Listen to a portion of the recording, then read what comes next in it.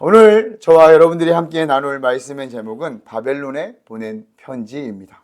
계속해서 구약의 사건들을 살펴보며 우리에게 허락하신 하나님의 뜻과 계획을 알아가길 원합니다. 여러분 최근에 편지를 써보시거나 또 편지를 받아보신 적이 있으십니까? 요즘에는 워낙 SNS나 또 메신저들이 발달되다 보니까 불특정 다수에게 쓰는 그런 어떤 짧은 메시지라든지 또 이렇게 카톡으로 또는 문자로 보내는 그런 메시지를 굉장히 많이 쓰는 것 같습니다. 저는 가끔 이제 손편지를 씁니다. 물론 긴 편지는 아니지만 짧은 메시지나 또 감사의 인사를 전할 때 엽서 정도의 크기의 글을 자주 쓰곤 합니다. 그래서 제가 이 엽서를 늘 많이 모아둡니다. 기독교 백화점에 가면 신제품이 나온다, 또 이쁜 모양이 나온다 그러면 엽서를 이렇게 사다 모으고 있습니다. 핸드폰이나 또 컴퓨터 타자로 메시지를 적는 것보다 펜으로 직접 손으로 쓸 때 느껴지는 감동이 있는 것 같더라고요.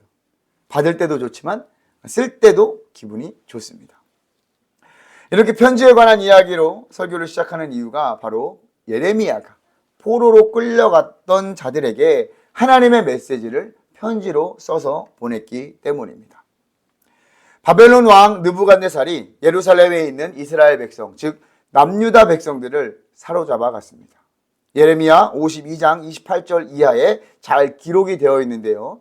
느부갓네살 왕 7년, 18년, 23년째 한 3번을 통해서 약 4,600명의 사람들이 끌려갔습니다. 그들은 더 이상 예루살렘이 아닌 바벨론 땅에서 살게 됩니다. 자, 성경을 읽다 보면 다니엘에서 나오는 시날 땅, 또 갈대아, 바벨론, 그리고 예레미야서의 후반부에 나오는 세삭이라는 이 나라가 모두 동일한 나라예요. 시날, 갈대아, 바벨론, 세삭, 요 나라는 다 바벨론을 의미하는 것입니다. 지난주에 살펴본 바와 같이 예루살렘의 성전과 왕궁이 불살라졌습니다. 이스라엘 백성들의 죄악이 여호와의 진노를 불러 일으키셨습니다. 하나님을 떠나고 우상을 숭배하며 여호와의 명령을 거슬렀기 때문입니다. 특정한 한 왕의 죄악이 아니라 이스라엘 백성 모두가 그 죄에 참여했습니다. 그래서 여호와의 진노가 그들에게 임하게 된 것이죠. 이제 왕정 시대가 아닌 바벨론 포로 생활, 바벨론 포로기가 시작되었습니다. 여호와께서는 그들을 향해 포로로 끌려가기 전에도 계속해서 말씀을 하셨죠. 나를 떠나지 말아라. 내 계명과 율례를 지키라. 여호와만 섬겨라. 선지자들을 보내고 상황과 환경을 통해서도 말씀하셨습니다. 그러나 그들은 듣지 않았습니다. 그럼에도 정말 감사한 것은 여호와께서는 바벨론의 포로로 끌려간 그들에게 또다시 말씀하셨다는 것입니다. 여호와께서 행하시는 일들을 보면 정말 놀랐습니다.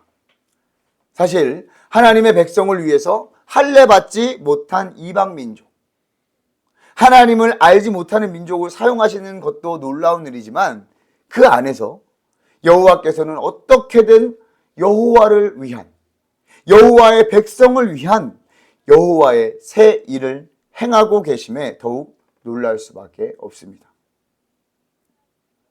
여호와의 새 일은 우리의 생각과 상식을 뛰어넘어 상상할 수 없는 방향으로 전개됩니다. 물론 우리는 이 성경을 통해서 이스라엘 역사의 전후를 알고 있기 때문에 이렇게 쉽게 이야기할 수 있지만 당시 이스라엘 민족들, 그 역사의 현장에서 고통을 겪고 있는 그들은 어떻게 생각했을까요? 과연 이러한 일이 있을 것이라는 생각을 했겠습니까? 이스라엘 백성들이 포로로 끌려가는 것이 여호와의 새 일이었으며 또 다른 새 일을 계획하고 계신 여호와의 말씀이 잘 들렸을까요? 정말 쉽지 않았겠지만 여호와께서는 그렇게 행하셔 가셨습니다. 그리고 그 일을 이루어 가셨습니다. 여러분 믿으십니까? 그 여호와 하나님이 지금 저와 여러분들이 예배하고 섬기는 여호와 하나님임을 믿으시기 바랍니다. 우리의 삶 속에서 바로 지금도 여호와께서 새 일을 행하시는 중입니다. 우리도 마찬가지죠. 여호와의 말씀이 잘 들리지 않고 우리의 생각과 정말 다르고 정말 쉽지 않지만 여호와께서 우리에게도 동일하게 일하시고 계심을 믿으십시오. 여호와께서는 예레미야를 통해서 포로 생활을 향한 여호와의 지침을 알려줍니다. 포로로 끌려간 그의 백성들에게 그곳에서 어떻게 지내야 할지를 여호와께서 권면해 주시는 것이죠. 3절에 보면 여호야긴 왕이 잡혀간 그때라고 하니까 포로로 끌려간 그 초기에 이 편지가 쓰여진 것으로 보여집니다. 여호와께서는 이렇게 먼저 말씀하십니다. 여호와께서 포로로 끌려간 그곳에서 집을 짓고 거기서 살며 텃밭을 만들고 그 열매를 먹으라고 말씀하십니다.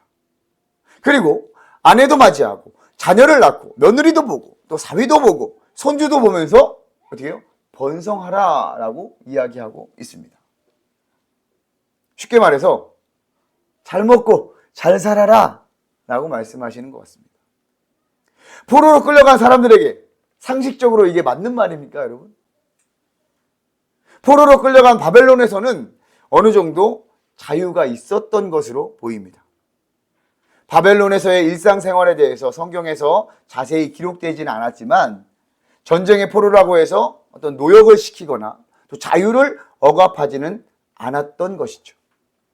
그렇기에 집을 짓기도 하고 밭을 만들기도 하고 자유롭게 결혼도 할 수 있는 상황이 된 것입니다. 여러분, 바벨론의 포로로 그들을 보내신 분이 누구십니까? 바로 여호와 하나님이십니다. 20절 말씀을 보십시오. 그런즉 내가 예루살렘에서 바벨론으로 보낸 너희 모든 포로여, 분명히 말씀하고 있습니다. 백성들이 가고 싶어서 그런 것이 아니고 여호와께서 바벨론 왕 느부갓네살을 세워서 그들을 바벨론으로 옮기신 거예요. 그리고 여호와께서 그들을 그냥 거기로 보내셨겠습니까? 아무런 대책 없이 그냥 그곳에 보내셨겠냐고요. 그 누구보다도 섬세하고 정확하시고 세심한 여호와께서 그냥 그대로 보내셨을까요? 여호와께서는 그들이 살 수 있는 것을 마련해 놓으시고 바벨론에서의 상황을 이끄셨습니다. 이스라엘 백성들이 한 것이 아니라 여호와께서 그렇게 할 수 있도록 만들어 놓으셨다는 것입니다. 할렐루야. 그래서 여호와께서는 포로로 끌려간 자들에게 이렇게 말씀하십니다. 여호와의 인도하심을 따르라.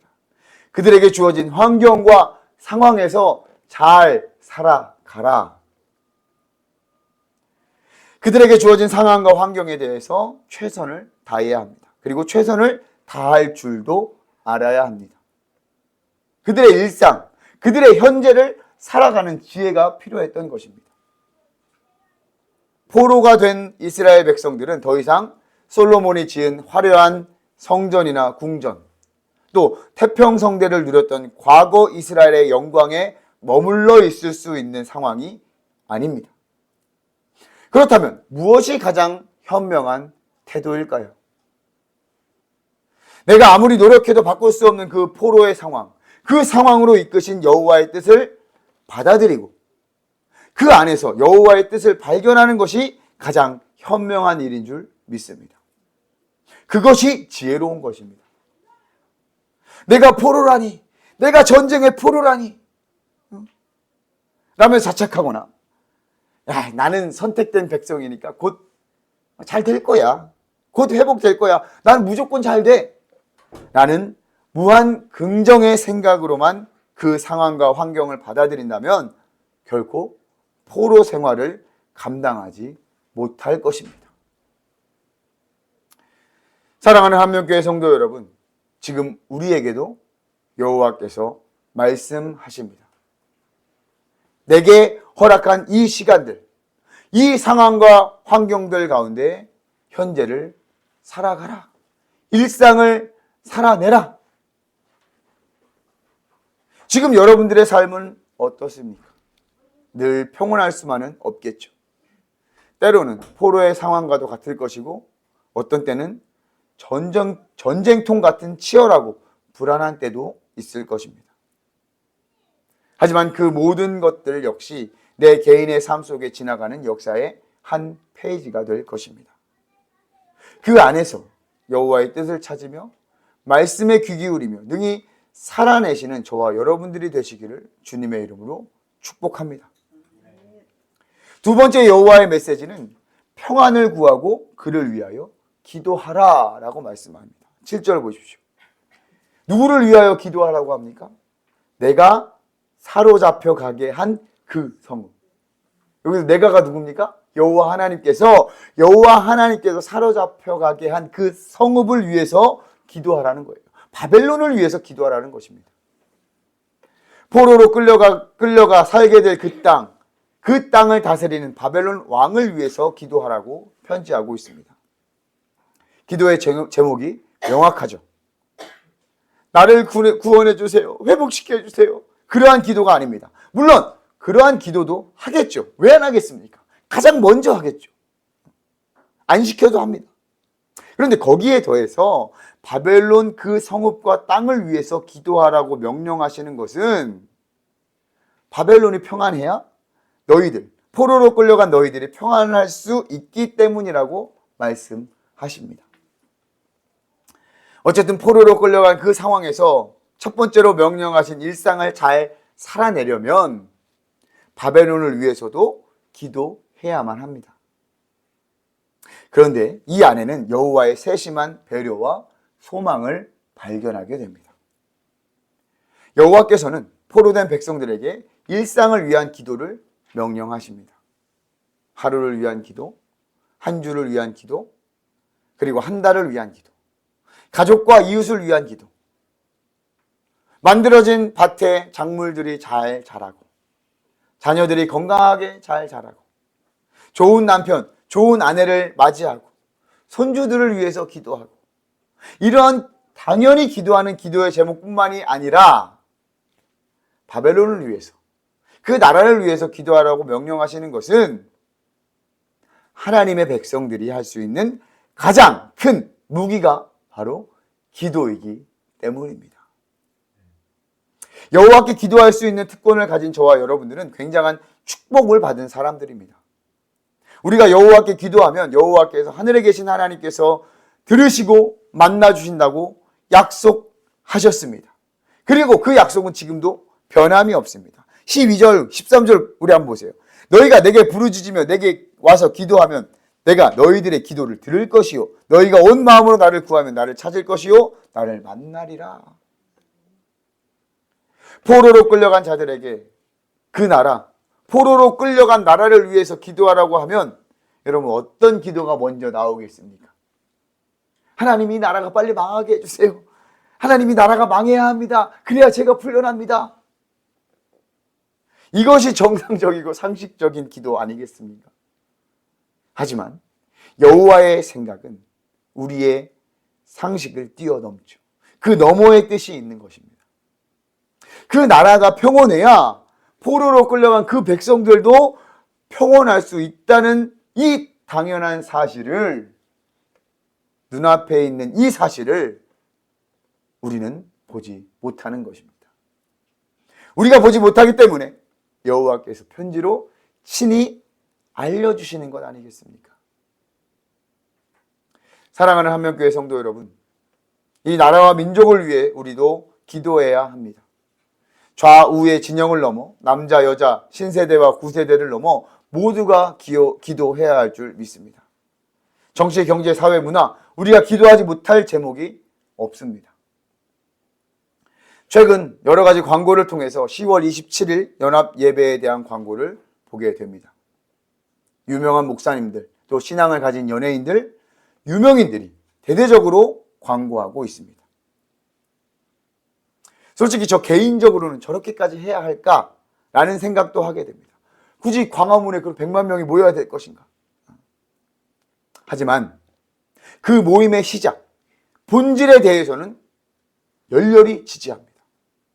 나라를 위해서 기도하고 악법이 제정되지 않기 위해 크리스천들이 한 마음으로 반드시 기도해야 합니다. 이 나라를 위해서 기도해야 합니다. 이 나라가 평안하고 안전해야 우리의 신앙과 삶이 안전하지 않겠습니까? 여호와 하나님께 이러한 기도를 누가 합니까? 누가 해요? 하나님의 백성들이 할 수 있습니다. 저와 여러분들이 해야 하는 일입니다. 여호와께서는 기도의 제목을 포로된 백성들에게 그리고 지금 우리에게 말씀해 주시면서 기도할 수 있는 자들의 특권, 포로가 되었어도 우리가 이 세상에서 힘겹게 살아가고 있더라도 하나님의 백성이라는 정체성을 다시 한번 일깨워 주고 있습니다. 기도할 수 있는 하나님의 백성.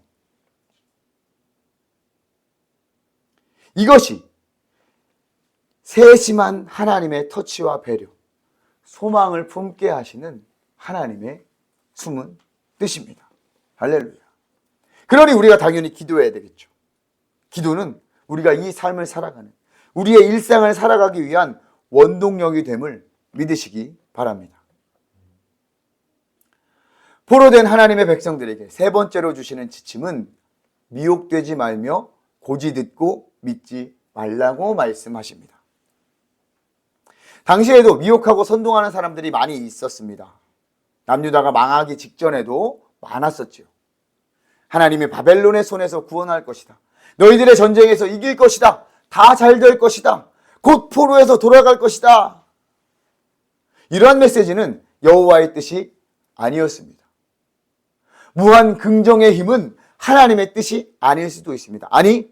아닐 확률이 더 높습니다. 우리는 이러한 미혹과 선동에 대한 분명한 기준과 분별할 수 있는 지혜가 필요합니다. 어디서 이 기준과 지혜를 얻을 수 있을까요? 오직 여호와의 말씀뿐임을 믿으시기 바랍니다. 예레미야서 29장 15절로 20절에서도 분명하게 말씀하고 있습니다. 저희가 본문을 읽지 않았지만 여러분 한번 꼭 돌아가서 한번 읽어보십시오. 내용을 축약하면 이렇습니다. 사람들은 이렇게 말할 수 있습니다. 주님께서 바벨론에서도 우리에게 예언자를 보내주지 않으셨습니까? 라는 말은 이스라엘 백성들에게 좋은 이야기만 하는, 선동하고 있는 미혹하는 선지자들을 이야기합니다. 그러니까 바벨론에서도 하나님의 말씀을 선포하는 선지자들이 있던데 그들이 곧 회복된다고 하고 돌아간다고 하던데 이런 말씀을 하는 거예요.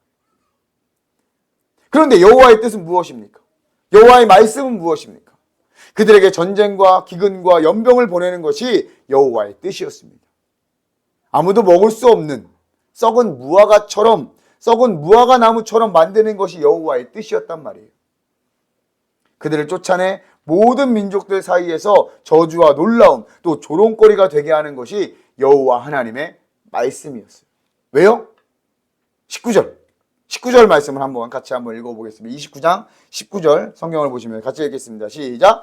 여호와의 말씀이니라 너희들이 내 말을 듣지 않았기 때문이니라. 내가 내 종 선지자들 너희에게 꾸준히 보냈으나 너희는 그들의 말을 듣지 아니하였느니라. 여호와의 말씀이니라. 아멘.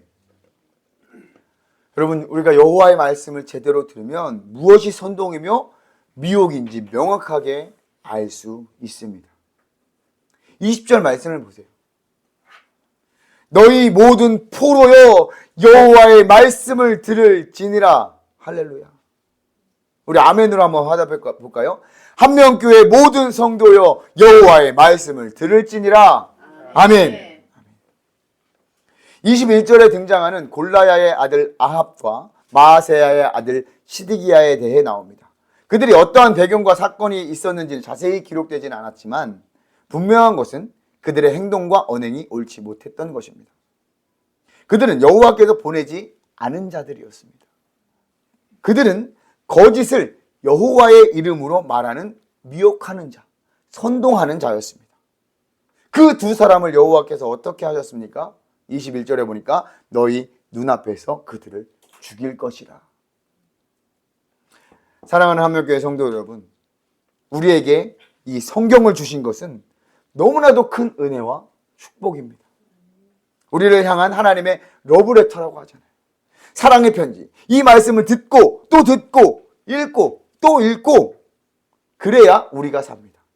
미혹되지 않고 선동되지 않고 여호와의 뜻대로 일상을 살아가는 올바른 기준과 지혜가 됨을 믿습니다. 할렐루야. 그러니까 여러분들도 읽으셔야, 여러분들이 읽으셔야 돼요. 그래야 홍연아, 혜견아, 제가 이상한 말을 하나 안 하나 여러분들이 확인할 수가 있는 거예요. 기준이 될 수 있는 것입니다. 이렇게 하나님이 하나님의 백성을 향한 여호와의 생각은 명확합니다. 10절과 11절 말씀, 29장 10절과 11절 말씀 다시 한번 읽겠습니다. 시작. 여호와께서 이와 같이 말씀하시니라. 바벨론에서 70년이 차면 내가 너희를 돌보고 나의 선한 말을 너희에게 성취하여 너희를 이곳으로 돌아오게 하리라. 여호와의 말씀이니라. 너희를 향한 나의 생각을 내가 안 하니 평안이요 재앙이 아니니라. 너희에게 미래와 희망을 주는 것이니라. 아멘. 아멘. 여러분 많이 들어봤던 말씀이에요. 자, 포로로 끌려간 자들에게 예레미야의 편지를 통해서 여호와께서 그들을 향한 생각을 명확하게 선포하셨습니다. 그것은 평안이었습니다. 미래와 희망을 주는 것이었습니다. 지금의 그들의 상황이 끝이 아닙니다. 포로로 끌려가게 하셨던 이스라엘 백성의 역사가 거기서 끝이 아니었단 말이죠. 여호와께서는 그들에게 평안과 미래와 희망도 주실 것입니다. 그리고 그렇게 행하셨습니다. 지금을 살아가는 저와 여러분들, 또 하나님의 백성들에게도 동일하죠. 지금의 이 상황이 여러분 끝이 아닙니다. 여호와께서는 우리에게 평안을 허락하시길 원하며 미래와 희망을 주십니다. 이것은 무한 긍정의 의미가 아니라 여호와의 미래와 여호와의 희망이라는 거예요. 우리가 바라는 미래와 희망이 아니라 이것은 우리에게 예수 그리스도를 보내심으로 더욱더 명확하게 보내주셨습니다. 보여주셨습니다. 천국에 대한 소망과 그 미래를 우리에게 주시지 않으셨습니까? 그것이 우리를 향한 변치 않은 여호와의 생각인 줄 믿습니다. 포로 생활을 하는 하나님의 백성들에게 여호와께서 주신 지침들이 모두 여호와의 생각을 위한 것임을 보게 됩니다. 일상을 살아가라. 그 도시들을 위해서 기도하라. 여호와의 말씀을 들으라. 우리가 살아가는 일상적인 삶 가운데 여호와의 평안을 허락하십니다. 우리의 일상의 기도를 통해서 우리는 미래를 꿈꿀 수 있습니다. 그리고 말씀을 들을 때 우리에게 진정한 희망과 소망을 얻을 수 있는 것입니다. 이렇게 여호와의 생각이 우리 삶 가운데 나타나게 됩니다. 분명한 것은 여호와께서 일하시는 때가 분명히 있다는 것입니다. 여러분 10절에 보시면 바벨론의 70년을 언급하고 있죠. 포로 기간 70년을 채워야 여호와의 말씀과 계획대로 다시 그들을 돌려보낸다고 말씀하십니다. 이 포로 생활 70년, 그 시간은 여호와 하나님께서 일하는 시간임을 여러분 믿으시기 바랍니다. 하나님의 백성들을 위해 여호와께서 정하시고 일하시는 시간입니다. 여호와의 백성들을 훈련하기도 하시고 정화하기도 하시고 보호하기도 하는 시간들입니다. 이스라엘 백성들을 430년간 애굽 땅에서 고생시키신 것도, 광야에서 40년간 방황하게 하신 것도, 예수님께서 40일간 광야에서 금식하신 것도 모두 여호와께서 일하시는, 여호와 하나님께서 일하시는 그 시간들을 보낸 것입니다. 사랑하는 한명교회 성도 여러분, 여호와께서 지금도 일하고 계심을 믿으십니까? 아멘. 때로는 침묵하시는 것 같아도, 때로는 우리를 돌보시지 않는 것 같아도 여호와께서 지금 일하고 계시는 때임을 믿으십시오. 한명교회를 통해서 지금 일하시는 여호와를 소망하며 경험하시기를 축복합니다. 우리가 함께 경험할 수 있습니다. 왜요? 여호와께서 한명교회를 향해 한명교회를 통해 일하고 계시기 때문입니다. 할렐루야. 우리는 여호와의 말씀을 기억해야 합니다.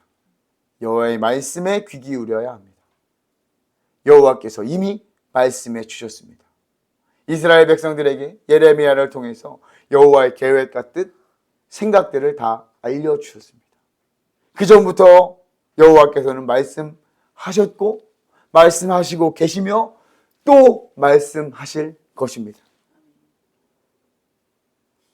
지금 여기 계시는 여호와께서 우리에게 말씀하시는 줄 믿습니다.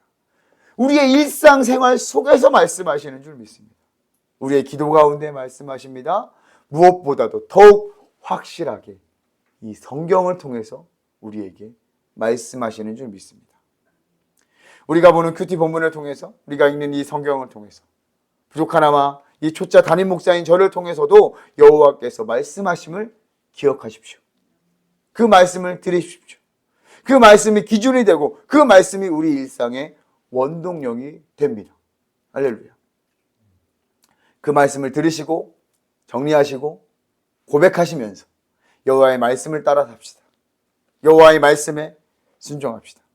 말씀을 듣지 않아 포로로 끌려간 백성들의 전철을 밟지 맙시다. 그것뿐입니다. 우리의 삶이 변하지 않는 기준과 지혜, 우리 삶에 변하지 않는 기준과 지혜, 오직 여호와의 말씀입니다. 그러할 때 비로소 이스라엘의 포로 생활보다 더 포로 생활 같은 이 세상의 삶에서 우리는 승리할 줄 믿습니다. 새롭게 시작하는 이번 한 주도 열렬히 응원하겠습니다. 기도하겠습니다. 그리고 저도 열심히 살아가겠습니다. 사랑하는 한명교회 성도 여러분, 허락하신 일상을 기쁘게 살아가십시오. 기도하며 살아가십시오. 말씀을 들으며 살아가십시오. 여호와의 평안이, 미래와 소망이 여러분들의 삶 가운데 분명히 나타나게 될 줄 믿습니다. 할렐루야.